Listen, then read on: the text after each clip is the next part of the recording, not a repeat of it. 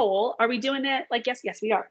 So Brian's put the question in the box and he's going to input some of the options that we came up with, but we'd love if you could like or heart some of these options to say what comes to mind for you as your top concern within the landlord market right now. So is it finding units?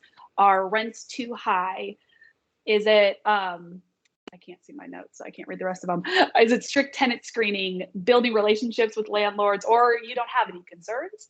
And I would also say, like, if none of those rise to the top for you, feel free to like chime in with what you're seeing within the community that you serve more broadly. And so if you could just use the little thumbs up, if you hover over it, you can like or heart or whichever piece that rises to the top. So it looks like it's hard to find units. There's one person who agrees with that. I don't know if there's people want to try anything else. A few for those. And the rising in price. Yes, Veronica, we have been hearing about that. So finding units in general. And that's something, just so you know, I'm working with 11 different states across the country, but universally we're hearing that right now. And in part, I mean, this is nothing that all of you on this call already know this, but the eviction moratorium really has kind of stifled the rental market in a way that I think we all knew it was going to happen, but not to the extent that we have been experiencing. And there's just not that natural turnover of units, on top of the fact that people are moving in and moving around and trying to figure out next steps. And so we're seeing that definitely everywhere in general, and it's become an even bigger challenge than we anticipated. But so speaking of challenges, I wanted to kind of give us all kind of the same foundation around this evolution of landlord engagement. So I think this is things that all of you on this call are going to be very familiar with. Traditionally and historically, the way landlord engagement has really worked is was every program handled that independently. You know, you get your federal contracts, your local contracts, number of households you find, and then ideally on staff, you have a case manager who can become a landlord whisperer and find units, or you have housing navigation staff, something that can be done. And then at the same time, you still need to maintain your caseload and work with your clients and provide housing stability services. So there really wasn't dedicated funding, dedicated staff. Over the last 10 years or so, we've seen different communities pop up a way to tackle landlord engagement at the systems level and try it by doing incentives and bonuses, risk mitigation funds, having dedicated staff there and having a streamlined, uniform message to see, is that going to help us really tackle and address our goals of ending homelessness in our community? And there's enough success in there that HUD actually released guidance, and that link at the bottom will take you there. You'll get a copy of this slide deck after the fact.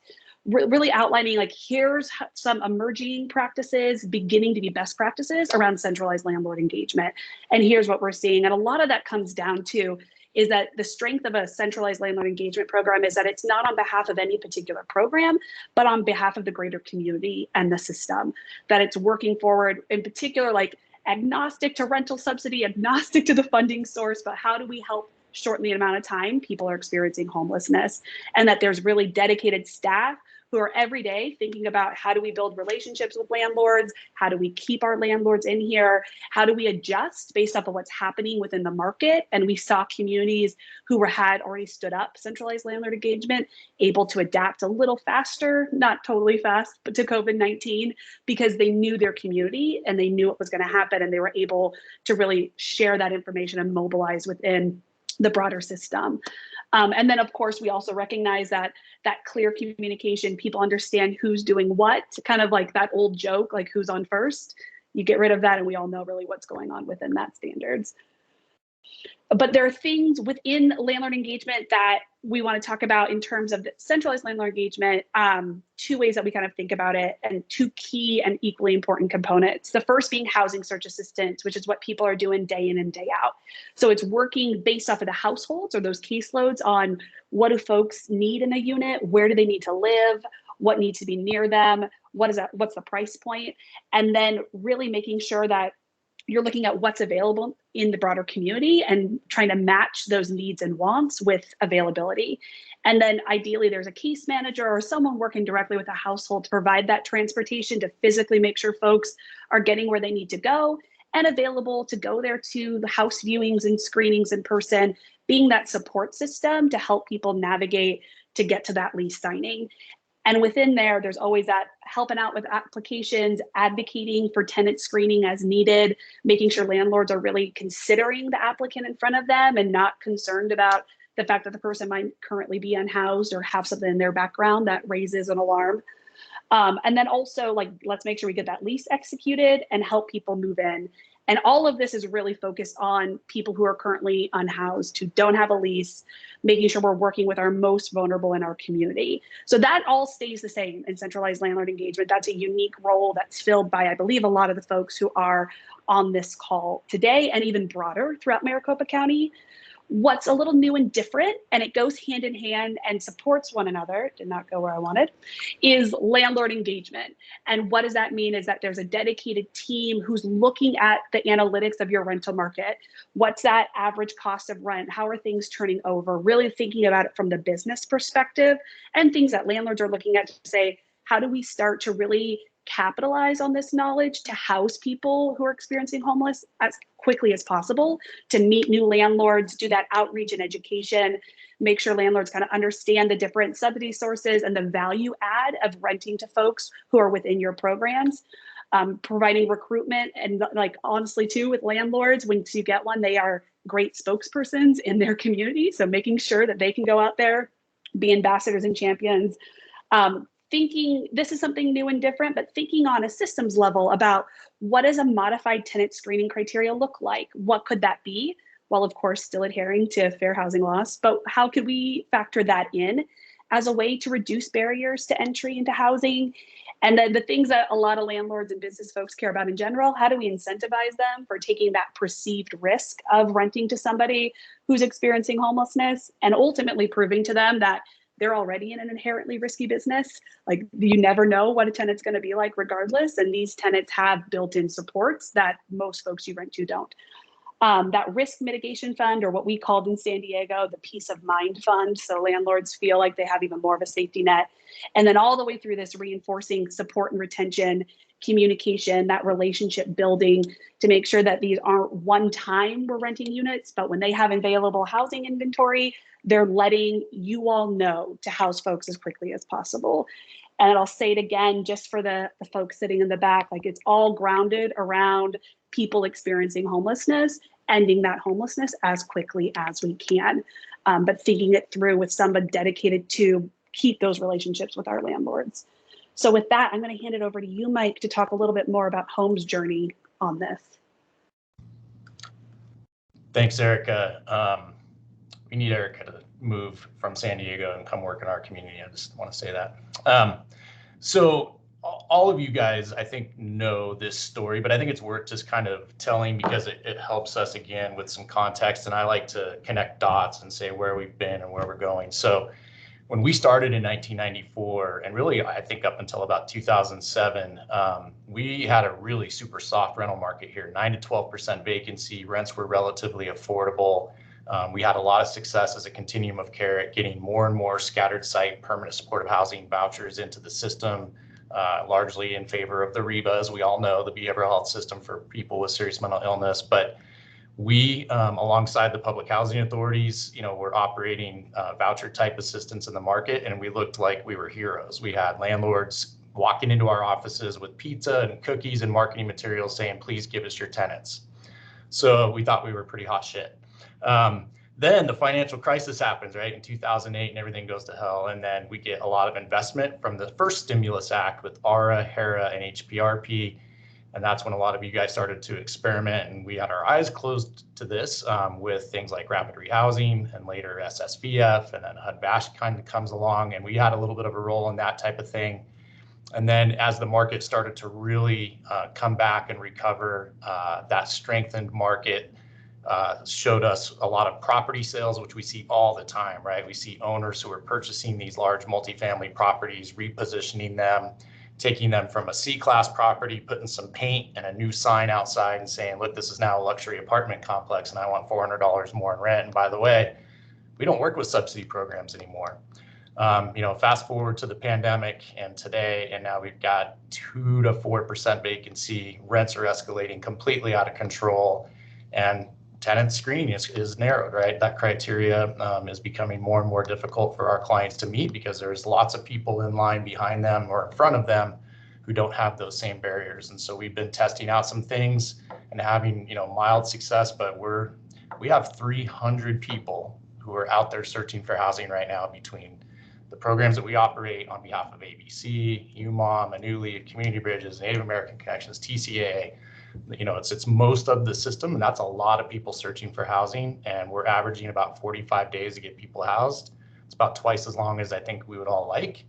And the success rate is down from where we used to get about 98% of the people that were referred to us from coordinated entry or our partners housed, and we're down around 80%, and that makes me just angry and sad. So the eviction moratoria, as Erica mentioned, has also caused a little bit of contention with landlords. They've been public enemy number one a little bit, right? In the media, they've been getting attacked, and some of that's for good reason. Some of those guys are not doing things with integrity, and they deserve the criticism that comes with it. But largely as a sector, they all want the same things that we do, which is, stable tenants who are living successfully at their properties, who are paying rent. And we can help them with that. So let's move on, Erica, to the next slide.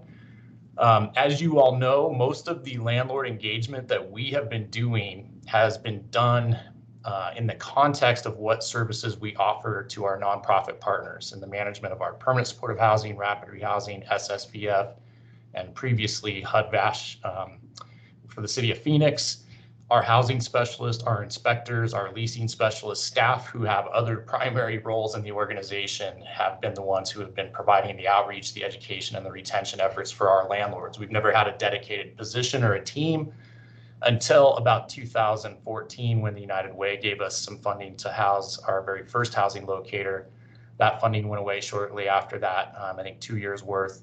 And we've continued to invest in that one position, and that's Morris, and you guys know him, and he's out banging on doors and, passing out brochures and having great conversations and occasionally helping people with tremendous barriers getting housed. He works miracles. But we have not ever had the investment in this solution that we can really go to scale with. We launched PadMission in March of 2019. I think a lot of you are familiar with that service. We did our landlord survey, kind of a lot of us together as a group in October of 2020 to find out what they thought about rapid rehousing and financial incentives and what might make them be more eager to work with our programs. We launched those in March, and just before this meeting I looked, we have sent out $64,000 in signing bonuses to about 41 landlords, and that has opened the doors and removed some barriers for some of our clients in the rapid rehousing programs that you all operate. So those are going okay, but again, a lot of this effort, this innovation, this testing and learning and failing has really been done, again, just out of our own efforts to just try to get better results than what we're getting. Next slide. So for those of you guys who don't know, I haven't talked a lot about PadMission in a local context, but on the side, when we're not ending homelessness with you all, we do focus a little bit on expanding that service out throughout the country. And as you can see, we've got a decent little footprint. That's both the provision of the app, but also providing consulting and professional services to these continuums of care to help them do what we're about to do, which is to launch a centralized landlord engagement system. And to really have that paradigm shift to remove it from the providers and the programs up to a systems level effort. So that's the PadMission story. And then you guys have seen this, and if you haven't, there's a survey that you can see these live results. It's still dynamic and clickable. Of the 103 responses that we got from landlords back in October, we learned a lot from that survey in terms of why they participate in permanent supportive housing and housing choice voucher programs at a higher rate than rapid rehousing, and what they thought about signing bonuses. Again, a lot of that information informed the funders, Rachel included, to really get together and put those signing bonuses in place for us all to use consistently across the system. So it's a really good example of what we can do if we've got some resources behind us. Next slide. So here's the things to know and understand. This is not an extension of HOM Inc. This is not HOM Inc. getting bigger necessarily. This is really a new service line, and it's a community collaboration, meaning that we will be the operator of this new service, as a contractor to Maricopa County Human Services Division. But we will be collaborating with everyone, the regional continuum of care, all of us as homeless services practitioners, the funders, community stakeholders, and that includes landlords, of course, and people with lived experience. And so this will be a new brand. This will have a new name, a logo, a website, marketing, and that is where I just want to briefly pause if Catherine's ready and invite her to talk about her agency, Javelina, and the role that they're going to play with us in developing this new effort. Absolutely. Thanks, Mike. I'm Catherine Alonso. I'm the CEO of Javelina, and we've had the pleasure of working with some of you on this call before. We are an agency that we're based in Phoenix, and we do a lot of work in Arizona, but we work throughout the Southwest, and we work with all different kinds of organizations who are seeking to create social and systemic change. And we develop anything you would need for a brand in order to do that. So brand development, naming, message development, marketing strategy. And one of the things that we bring to the table that I think makes us different is we actually started as a political consulting firm. And so our work is really always developed through the lens of how can we develop branding and then marketing strategies that are really going to mobilize people, because we know that that's how you create change. You create change by not only developing a powerful story, but also engaging people in that story. And that's really kind of a perfect fit for the work that is being done here. And so what we'll be doing initially is that brand and message development work, and then working with HOM and the other partners involved to develop and implement a marketing strategy. Mike, is there anything else you wanted me to say? I mean, that's perfect. I think that's exactly right, but I think it also helps us understand if you can just name a couple of the projects you've worked on before. I think there was the minimum wage campaign and some other things, because you're surrounded by friends who are probably supportive of those efforts. So yeah, absolutely. So yes, we were involved in the 2016 statewide minimum wage initiative. We did the 2015 City of Phoenix initiative for a proposition that provided support for transportation. So that was a sales tax continuation and increase that supported light rail, bus, and roads. We currently are involved in a civic engagement effort also around transportation through MAG. And then we also work with a wide range of nonprofit organizations to develop their branding and marketing strategies as well. Then the pretty 1 in 10 logo, right? Yeah, I can't take credit for creating the 1 in 10 logo, but we just redid their brand guide so that now, because they're a mature organization and they had all these different versions in all these different places, and so we've just helped streamline it for them a little bit. That's awesome. So these guys are the right partners for this. Initially creating, like I said, name, logo, website, kind of some of that early development of the collateral that we'll be using is one thing, and then transitioning into the strategic, project to identify the target audience, what's the message that's going to resonate. We're really excited about working with them. So thank you for being here, Catherine. Thanks so much for having us. So the other thing that, again, because this is not totally a HOM initiative, is that this will be informed by all of us. This is the first stage. We're going to tell you a little bit about the components of the service and get your feedback. We're doing the same with the funders, as was mentioned earlier, and landlords, and the people that we serve will all have an opportunity to provide input and provide us with their thoughts, and we will consider those things as we build out this service for the community. The other thing just to note is that Pad Mission, at this point has still been retained by HOM as its own business solution for those partners that we serve, and that will move to this new systems level service. So it'll be a community resource available, still closed system and still focused on the programs that are targeted to ending homelessness. So just to be clear, this is not a tool that will be opened up to people who have housing choice vouchers and just regular rental assistance or no rental assistance. It will continue to be our tool, and we can count on it growing in terms of the number of units that are in there, the quality of the data that it's in there, because we will finally have the staffing to actually keep that updated. And then lastly, just a note about joint accountability. It's a little nerve-wracking for me to consider putting us in a position to where we are recruiting landlords to take not housing programs, but really housing program interventions. And so I can no longer say to a landlord, we can guarantee you fast payment and fast HQS inspections and great paperwork, and people are going to answer their phones and all those types of things, because we're not necessarily just selling the work of HOM Inc. We are in many cases, but we will also be expecting that the service providers who do not participate with HOM Inc. will be able to be accountable to us as well, to the system, and making sure that we offer consistent standards of care and standardized experiences for landlords. Rapid rehousing should be rapid rehousing for the most part. PSH should be PSH for the most part. And so we will be able to be accountable to one another in this effort. All right, Erica, so now we're going to talk a little bit about the core services that are part of this. So the first, and you talked about using analytics and the data that we have in our hands and in the community's hands to really get a good grasp of what is the universe of landlords that we can even touch in the first place. And we haven't had the resources to do that level of data analysis up to this point. With this new team, we will be able to do that. We're going to have data from the county. We're going to have data people who potentially, we're going to be talking to MAG. I know they've got some data people that would love to get their hands on this stuff. Same thing with the Morrison Institute at ASU.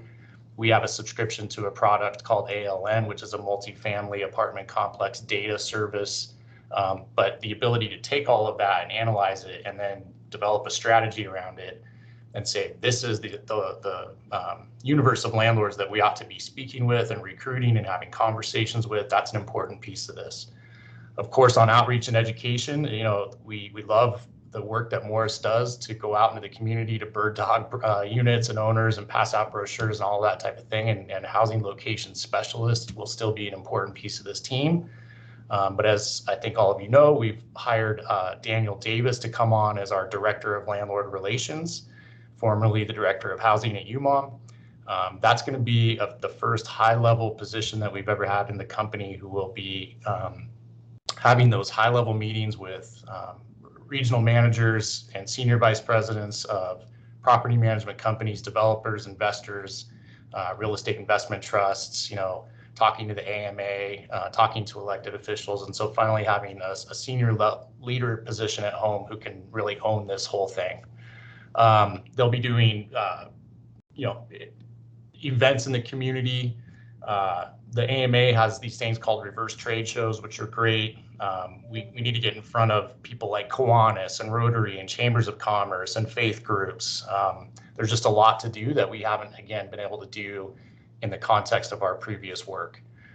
Recruitment, we will be making a pitch to make sure that we come up with a modified or alternative screening criteria that the AMA will help us out with to make sure that we can see if we can get a consistent way in which to get landlords to reduce their criteria for our participants in exchange for some of the benefits that they receive from our housing programs and this new centralized landlord service. So some of those additional services that are new is we're going to launch some type of a landlord hotline.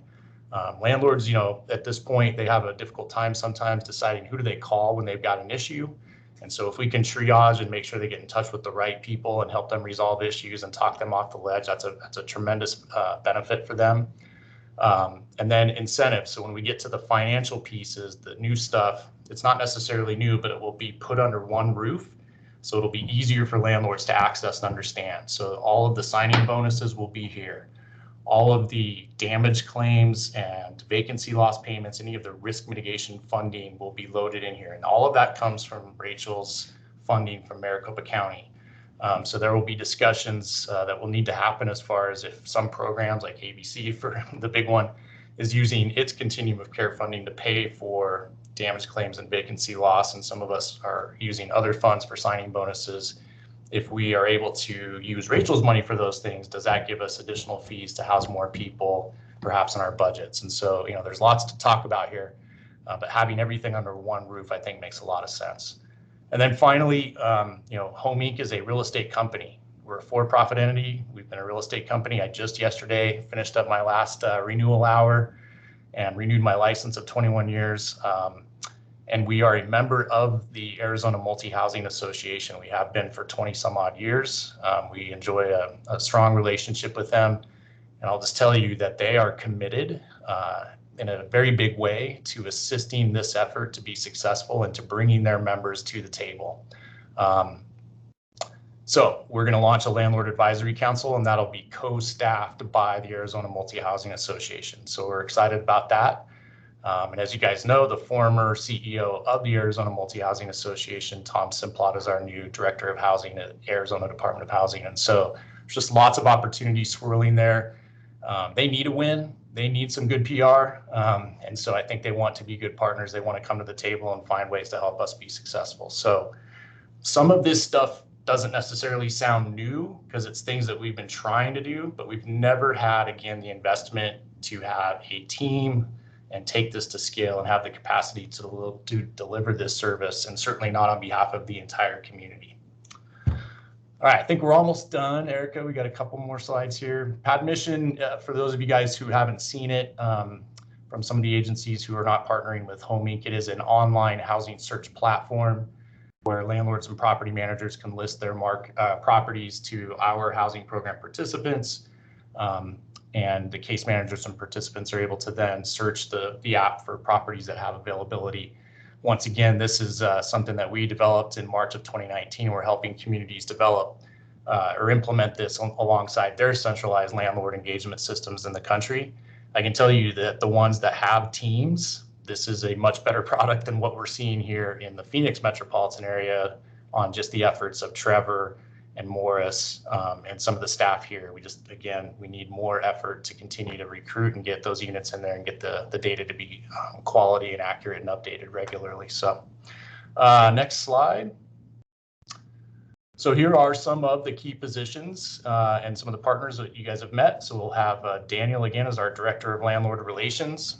We will have a number of housing location specialists to join Morris in his role. That number is yet to be determined. We're going to let Daniel get in here and really design this and understand what his team needs to look like in order to be successful. We will have a full-time landlord engagement specialist that will do, among other things, the management of that landlord phone hotline. We'll have a specialist who's dedicated to just the processing of damage claims, security deposit dispositions, vacancy loss, risk mitigation funding. We've promoted a employee internally who is currently a housing specialist who has a history of providing communication support to homelessness advocacy organizations. She's our new communications coordinator. That's Erin Cohorn. Some of you may know her. She'll be, as soon as we can get her housing specialist caseload position refilled, she will go into that new role, and that will be someone who will be working closely with Catherine's team to execute on the strategic marketing plan that we develop. And then finally, a Padmission specialist who will oversee the accuracy of the database and hopefully, get it clean and make it very worthwhile to you all as users of the system, as Daniel and his team makes it rain landlords. So we mentioned Erica and her role, really strategic consulting, policy and procedure development. That's an ongoing process, and she has that, again, subject matter expertise that is so valuable to our team. And then Javelina, we've spoken about quite a bit, and we're, again, really excited for them.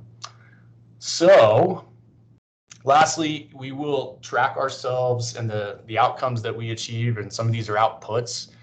Outcomes, we're having some conversations with Maricopa County in terms of developing some outcome statements that'll satisfy the ARPO requirements, but the numbers of properties that currently accept our homeless housing programs across the system is a bit unknown. We can get our hands on that and establish a baseline and then start to track, okay, number of new properties that have been recruited in to accept our housing programs. And then from there, the number of units that are available by size, city, zip code, which housing programs are accepted.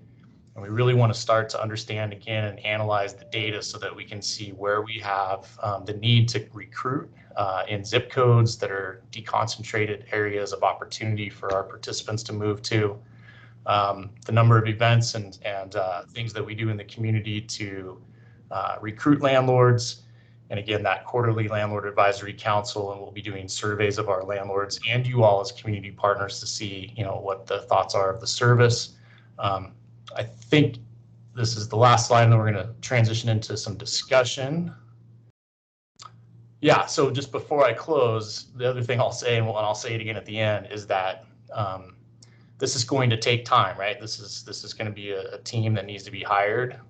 We've got to design some of this, and you guys still have an opportunity to provide your input and your thumb on this. And so this isn't going to get stood up tomorrow, but I think the goal is October 1st, and we're going to talk about that when we get to the next steps. So I'll shut up and let Erica go back to her role as facilitation. So thanks you guys very much.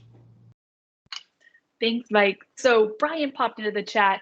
We want to do kind of a poll after, now that you heard all of these fun things, what aspect of the Centralized Landlord Engagement Program are you most excited about for your clients, for your community? You can just thumbs up, which if you hover over the comment, you should have that availability to do a little thumbs up for which you think is going to be really beneficial for everything. And as we're doing that, I'd say if you've had us talk at you quite a bit throughout this is now the chance for you to come off mute, put your thoughts in the chat button.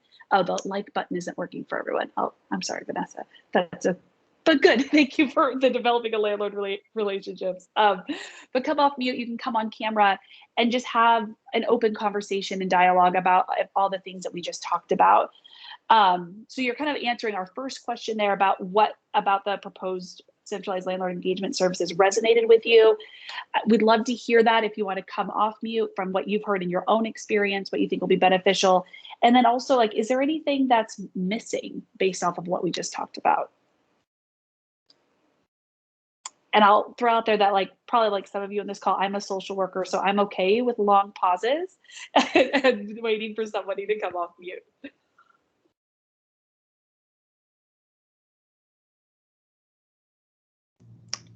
And you're not going to hurt my feelings or anybody's feelings. Like, this is high level ideas and what we've seen work, but we're not just, this isn't one of those dog and pony shows where we just say, oh, we checked that off the box. We were transparent. We were inclusive. We got feedback. Like, we actually want feedback. So hit me with that awkward, hard question.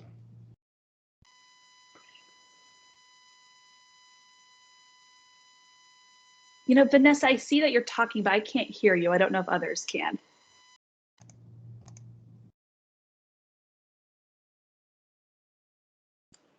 I think Vanessa may be using the chat, but I do see in here that folks are liking the up-to-date information and admission, the idea of a landlord hotline. I have to say that landlord hotline was huge in San Diego for being something that landlords signed up with. Incentives and mitigation, and then developing landlord relations. The hotline, again, with frustrations from landlords who are in contact with when things are in crisis, and to help with retention. So this group seems to like the chat, but feel free to come off. Mike. Well, I just wanted to comment on, the hotline. I'll be honest, like, I have been not the biggest fan of this notion of a hotline. And Rachel said I have to have it. So, but here's, like, Laura, if you're on the line, somebody from Save the Family or Shauna, perhaps from Ascend, like, there are organizations who don't have anything to do with Home Inc. And so if we're answering the call when a landlord calls up and says we have an issue with a resident at our property and they haven't paid their rent, or perhaps they're, disturbing the peaceful enjoyment of their neighbors, and they're not our client, they're Save the Families, I would want, if I was Save the Family, to make sure that we're getting those calls still, right? That we're the administrator of that housing program. We're paying that landlord. We have a contract with that landlord. It's our resident, our participant, and we want to resolve those issues. And so we need to make sure that however we operationalize the support that the landlords are looking for, they want a consistent line to call, one number, one website to go to. But how do we make sure that we, we calm down the immediate concern, perhaps, but we get the right people on the line with us to say, hey, we got a call from this landlord. Can you guys jump in and save the day? So that's something that I think we have to really spend some time to make sure we get right. I think an MOU would be helpful, but I do think one thing that may be missing is also a hotline for tenants. Landlords are really good about passing the initial HQS, but when it comes to ongoing upkeep of the units, we have tenants who cannot get anywhere with their landlord to fix things. Is this Laura talking? Yeah, it's Laura. Hi, Laura. So I think it would be also helpful to have some kind of hotline for tenants who need help with negotiating with the landlords who refuse to fix things. Because we've tried, we've also called the Department of Health, we've called Maricopa County for some of the landlords. And I do think that tenants do not have as many rights as landlords in our state. Certainly in Arizona, I agree. No, that's a great suggestion. Yeah, I agree And with I'd also- Laura. I apologize. I agree with Laura. This is Nikki.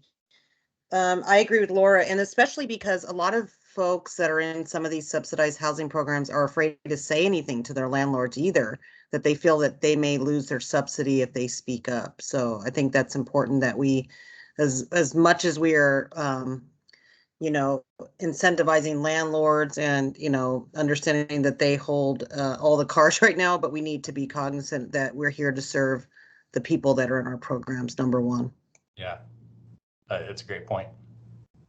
And I think landlord support is supporting them with, you know, landlord-tenant relations. It goes both ways. It's a relationship, right? And so I think that's the idea. But having that be central in our thought process and the training that our specialists have, and that they're not just serving the landlords, I think is critical. So it's great. Mike, I just wanted to point out there's a question in the chat from Vanessa about how will the landlord incentives work? Prioritization, types of incentives per program. Can you expand on that?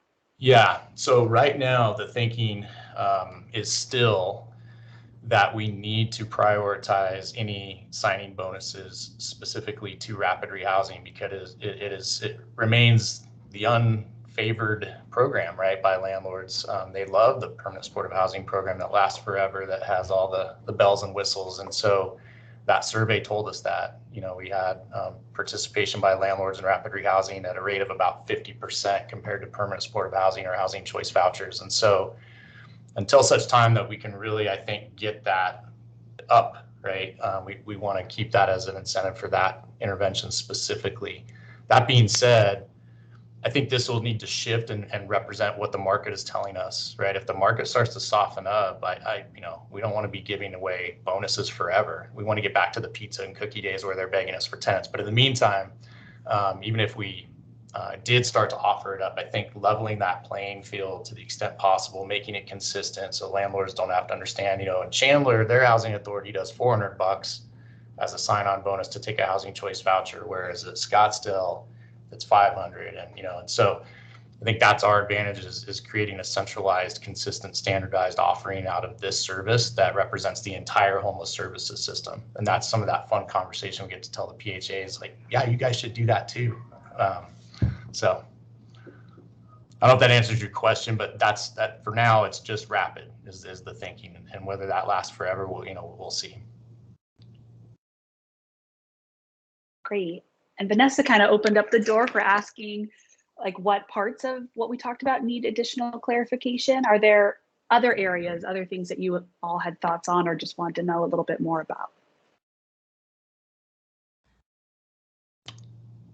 Just a question, because I'm part of the Shared Housing Institute as well, and they talk a lot about mediation classes for tenants. Is mediation an option for helping clients with being able to navigate with landlords as well as your services? So that's a good question. It's a note that we should take and follow up on and talk about. And what does, you know, landlord tenant mediation mean and in the context of this, you know, relative to the work that we all do, right? As housing stabilization case managers, keeping people stably housed, like talking to landlords and tenants is part of what we do. That being said, there's also services that are provided by, I think, the cities and maybe even the counties. There's some of those lines that do landlord tenant mediation. So it could be a coordination and a warm handoff and a referral. It could be that we need to develop something. So great question. We'll add it to the things for us to talk about. And maybe Erica's got some experience from San Diego and other systems. So. One of the things I'll just throw out there, you know, yesterday we had cities from all throughout Maricopa County. And as you might imagine, we've got cities on parts of the, you know, that aren't right in the middle in the urban core in Phoenix and Glendale, who have less affordable real estate. We all know we've got a lot of our people who are leased up in areas of town that are Phoenix and Glendale and Mesa.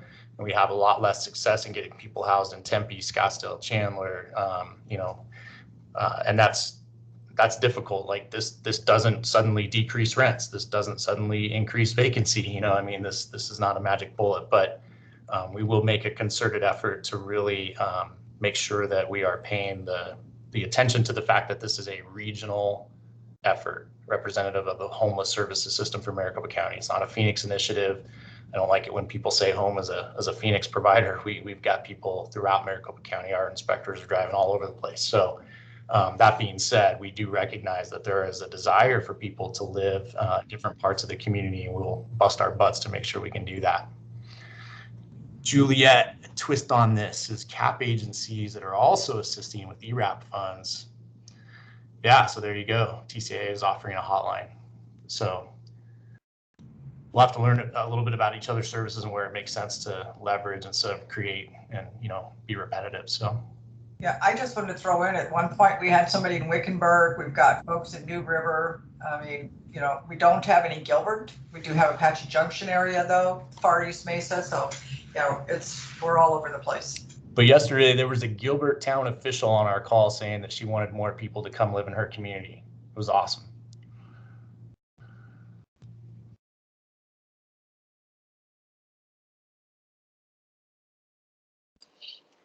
So we've talked a little bit about what folks are excited about, which I like to start with the positive. We've talked a little bit about where we need some clarification. Any concerns about what's been chatted about related to centralized landlord engagement? And like Mike has a thick skin, so you could just throw it out there and be honest.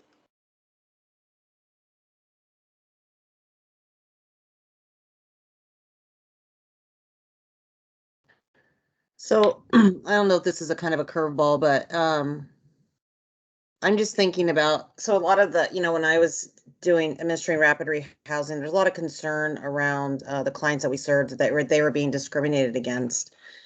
Is there going to be any type of support regarding that? So I guess I'm trying to understand how this will look. Is it your folks going out identifying the units? But I understand the individual obviously gets to choose their unit, but going out by themselves, I always get concerned because we would get feedback from some of the people that we serve that they felt that they were being discriminated against. So I just kind of wanted to see what your thoughts are, or are you thinking in that regard as well? Yeah, I mean, it's kind of like the mediation comment, I think, from Laura. Like, I don't think we can have strong relationships with landlords and have a landlord advisory council, for example, like convened and having these types of conversations without, we can have that conversation about, make sure that your property managers are not discriminating against our clients based on, their inclusion in any of the 7 protected classes. And so that can be part of it. That being said, I think going back to those 2 concepts being distinct but tied together, I think it's important to look at this as this is the recruitment side, the engagement side, the education side, the outreach side, the hopefully increasing the number of landlords in the pool that are willing to accept our housing programs. Generally, housing search assistance, I still believe strongly, has to be done well by the homeless services organization so that you are assisting your participant with accessing that housing now and applying for tenancy and helping them with those things, protecting them from discrimination, that type of thing. So to the extent they're out there on their own, that's not great news to hear.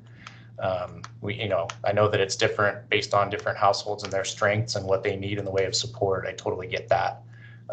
But I do think, Nikki, that is part of landlord-tenant relations, and fair housing is something that, we feel strongly about and have some expertise in. And so the more conversations we can have with landlord partners about that and removing stigma and talking about, the reality of people experiencing homelessness and some of their criminal backgrounds, I think we can move the needle on that.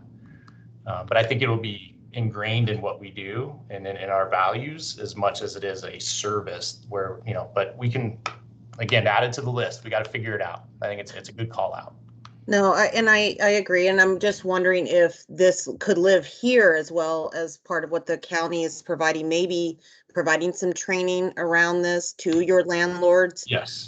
You know, and I know there's fair housing training, obviously, but I mean, just as that is a core value of what Home Inc. and the county are coming together to do, is to ensure there's equity and inclusion and that people are treated, you know, just educating a No, lot of landlords, because you know what happens.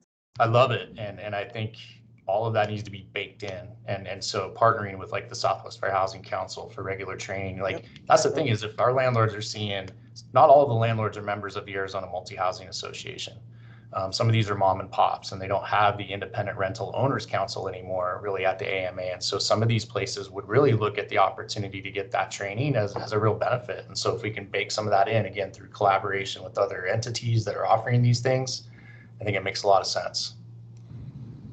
And maybe allowing it to be a part of, you know, when you're doing these hotlines, that if people do feel discriminated against, they have an ability to feedback to you guys, because you don't want to be dealing with those landlords, right? Those are not the landlords that are serving in the best interests of the people that we are all here to house. That's right.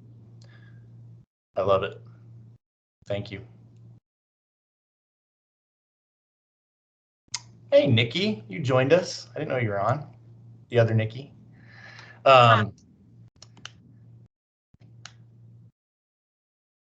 Erica Snyder, you're way better at the awkward silence than I am. So you're just sitting there calm.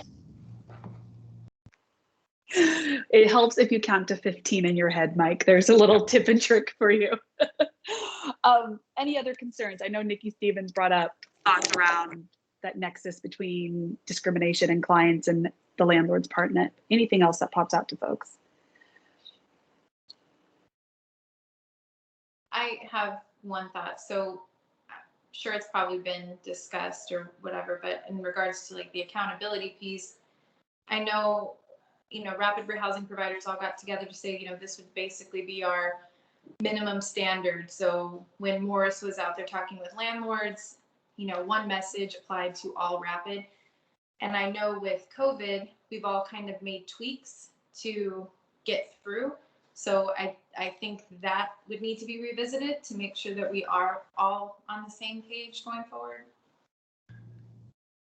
Yeah, I love it. That's what I mean by joint accountability. I think this will end up being a feedback loop, right? If we can collect that, you know, information from landlords, we're hearing repeatedly, right, that this is confusing them. This isn't being happening the way that we've sold it. I think that will be good for us to get together and hear that together as a sector and collaborative. Because we still have landlords say rapid rehousing is only 3 months. No, it's not, right? But we all have to say it and agree and then operate like that too, right? And so this can help us with that, I think. And I think to that point, what we heard yesterday, I don't know if I'd call it a concern, but something that was elevated was making sure there's clear and consistent communication with all of the partners on all of the different steps and what that looks like. And so we hear that, and that's actually very essential for anything of that system-wide to work effectively, while recognizing that there's theory and then there's what happens in reality. And so there'll be iterations and things along the way where that feedback loop is definitely going to be essential. So thinking of that, I'm going to jump us down to that very last question about how can HOM best partner with you, with your agency, as throughout the development, but also the implementation of all of this.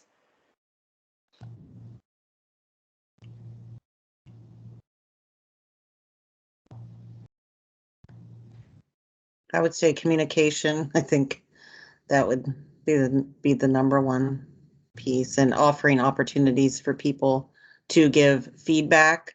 So creating a feedback loop about what's working, what's not working.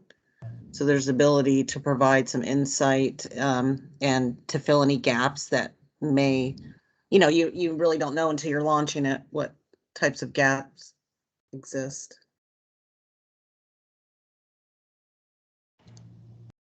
Yeah, I was going to say the same thing. Like if, especially like I'm thinking about the hotline, if you guys are noticing patterns of things happening or getting the same kind of feedback from landlords, I think even if it may not be directly related to all providers, it would definitely be worth knowing, because we can prevent things, we can be proactive in addressing them, or specifically as we're engaging with landlords, addressing those concerns up front so they don't become a bigger issue. So I think that would be really crucial.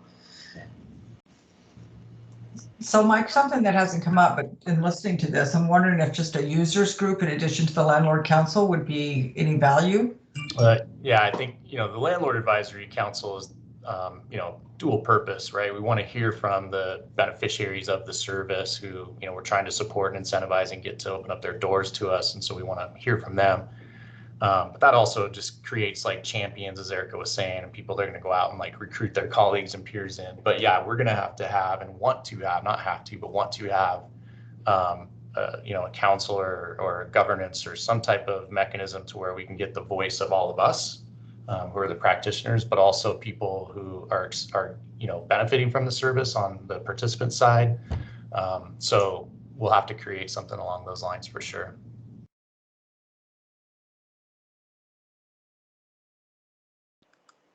Yeah, that part. There's a few things in the chat and ongoing communication.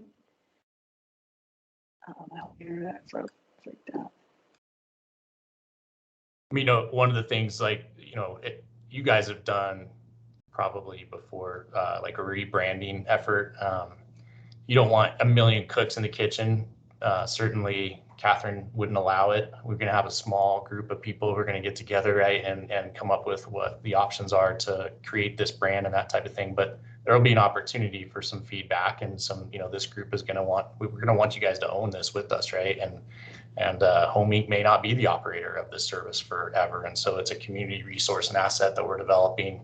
And so it needs to be that we all understand. And I think this is to the point that Shauna made, that the experience of landlords in the community and other community stakeholders is that this is us. Like, this is our collaborative effort. This is our collective. This is, all of our logos are on there, for example. Like, these are the members of this, right, who are, we're selling housing programs operated by the following organizations, right? So that will be one opportunity. But then when we launch the service, I think you guys know Daniel has got a lot of energy and he's eager and he's going to own this and drive this. And so he's going to be receptive to and want the feedback and information. So we're kind of big on this, and it's, it's not just jargon, but we fail all the time. But I think that's where we learn and we grow. And so we spent $6,000 of our own money last month trying to chase down these signing bonuses. We were doing targeted digital advertising, to landlords with their email addresses to try to make sure that they saw that there were signing bonuses available. And we learned a lot in that process, and it wasn't like a home run, but I think it's going to take us to the next thing, which might be, right? And so learning, failing, and getting that feedback on what's working and what's not is critical. Well, Mike, I have a question. Doing this for as long as we all have done this, we know what landlords could be construed as slumlords. And we have taken some landlords off of our list of who we'll work with. Is there going to be any kind of policing or feedback from tenants as far as their experience with a particular landlord to take them out of the engagement process if they are just not good landlords? Yeah, I think we have some of those operations in place here. And so we'll have to find a way to bring that operation up into this system as well. We've had some landlords who call HUD regularly, pissed that we won't rent from them anymore. And, we don't want to reduce the field, especially in a time like this. So we need to be smart and, outreach and try to fix. But at some point, it's just not worth it. It's not worth, our clients having the poor experiences that they have with those slumlords. And so, yeah, we gotta put them on the no list. That's where you guys are all the powerful. Come together and we'll make you're voted off the island, and that'll be the fun meeting.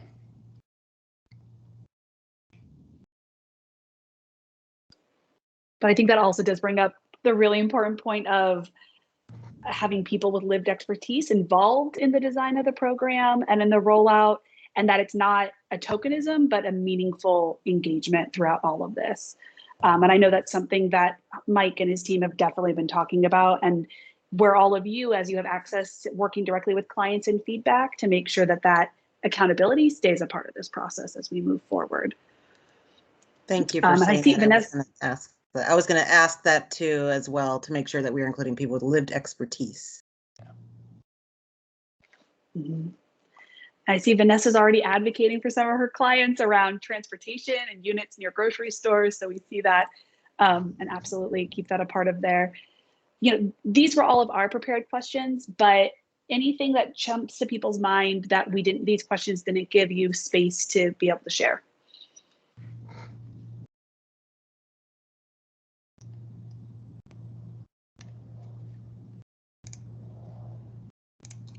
Sorry, I did think of one more thing.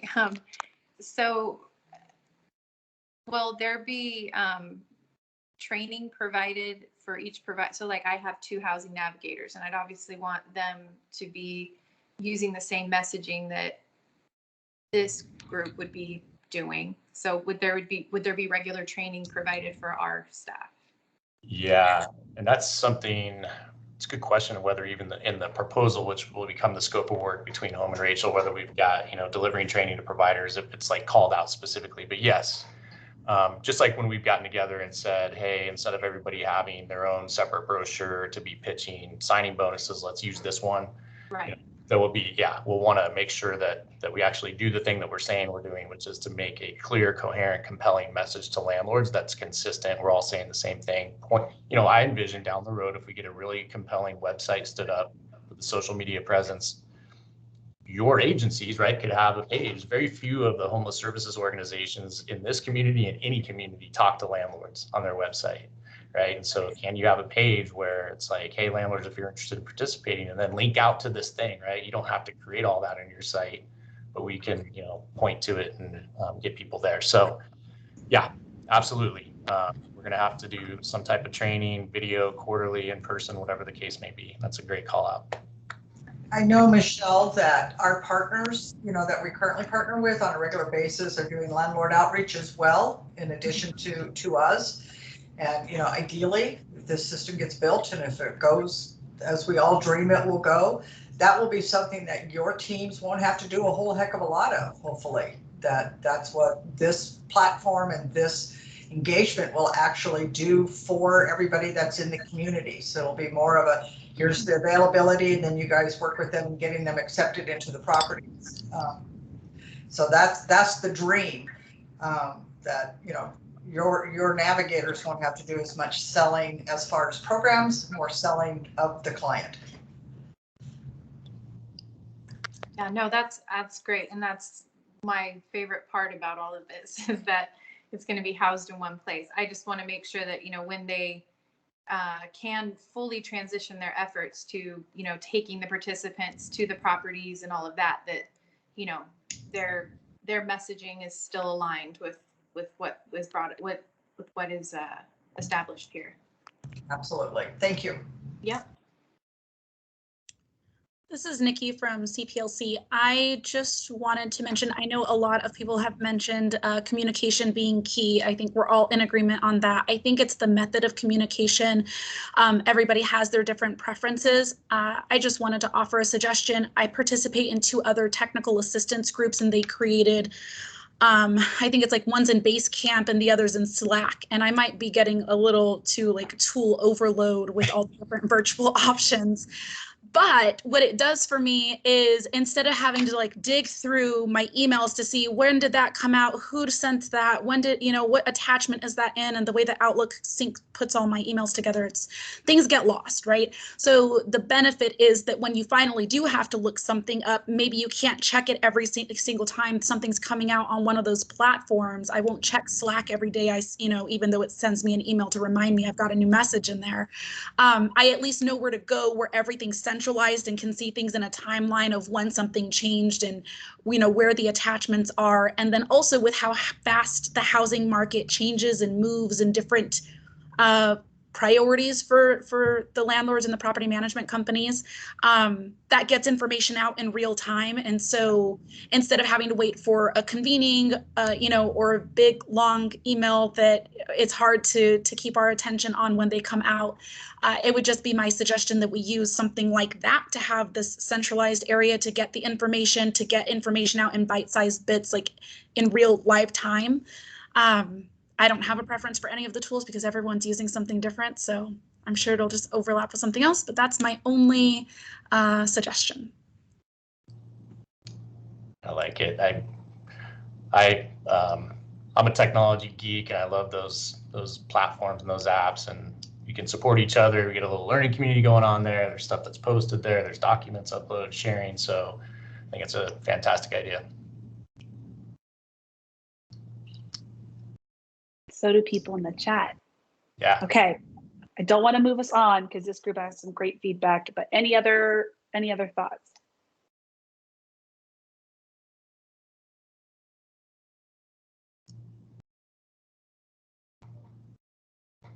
All right, well, we'll end on the high of loving technology for that, but we want to make sure, and Mike or Rachel, feel free to chime in. We want to make sure you all know next steps.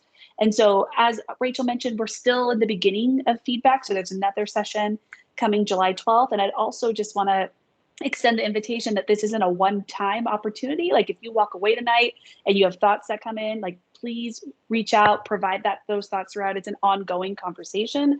And this was just the day one of that. But next steps are that this hasn't actually been approved yet by the Maricopa County Board of Supervisors. And so that's going before them on July 14th. And once that's approved, we could share out the scope that was presented. So keep your fingers crossed that all goes well. And then after that, a lot of the work starts with what Mike had talked about related to creating a new brand for this service, as well as additional community feedback sessions all throughout there with all of the community stakeholder groups that are a part of this, looking at recruiting and hiring staff who are going to be available to really make sure that this becomes a dream team on behalf of all of you and as well as your clients. There'll be that policy and procedure development, things like those, like I mentioned before, there's like theory and then there's reality. And then along the way, it'll be iterations of bridging that gap to make sure that it's effective for everyone involved. And all throughout here, making sure that there are voices from our people with lived experience, our landlords, just hearing from everybody who's involved in this and not creating silos, but creating a comprehensive community strategy with the goal for this to launch and go live October 1st of this year.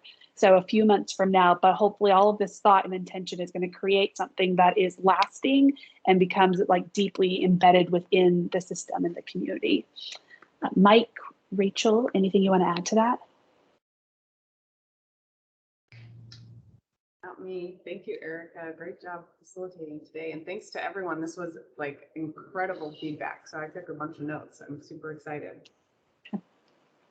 Yeah, my parting shot yesterday to the funders will be the same one with you all. Just we appreciate the opportunity to work alongside you and to work for some of you, and this will really match our kind of our ethos at home. Is we work it's servant leadership. It's not exactly that. It's altruistic. We just enjoy providing solutions to the community that works. And so we appreciate the opportunity to do that. I will say that people are pretty stressed out right now. All of you, all of us, right? Depending on the day, the amount of effort that is required right now by all of us to expend all of these federal stimulus dollars with tight timelines and new programs popping up and new partners and the EHBs and the PHAs, and Nikki's in a new role. We got lots of people in new roles. It's just an interesting time. But what Erica said is right. It's taken decades to screw up homelessness this bad. Like, we're not going to fix it overnight. And we're going to take our time. Like, we're going to be thoughtful. We're going to be intentional. We're going to stand this up and do it right so that it does last, so that it is a good community resource for the homeless services system for the long term. And so we're not going to go, Mach 10. And I know the public housing authorities are wishing that we would, so that they can take advantage of it with the emergency housing vouchers. We'll have to have some hard conversations, but we just appreciate you being patient with us as we, get it stood up. We are kind of nimble and pretty agile. We don't have a board of directors to answer to. We just got Rachel, and she's like basically just says go do it if it makes sense. Her and Scott are awesome, and so I think we will go quickly. But that being said, just please be patient with us, and we appreciate that as we build this out and get all the feedback that we need from you guys to do it right. So thank you. Great, thanks, Mike. And you see up here, Daniel already has an email, so if you want to flood it, go for it. And you have Mike's email and contact information. We're going to get you a copy of these slides, though, so that way you have something to look at, to think about, to mull over. Similar to Mike, I just want to express gratitude for everybody for actually showing up and fully engaging and being in this conversation. I know it's hard just to be in meetings in general right now because of everything that's going on. And so just thank you for being there and being committed to ending homelessness in your community. That alone on a good day is hard, so we appreciate it. So with that, I'm going to give you all the gift of time, 16 minutes on your calendar where people think you're somewhere that you're not going to be. So go enjoy being human off camera and out of a meeting. Thank you, everybody. Thanks, guys.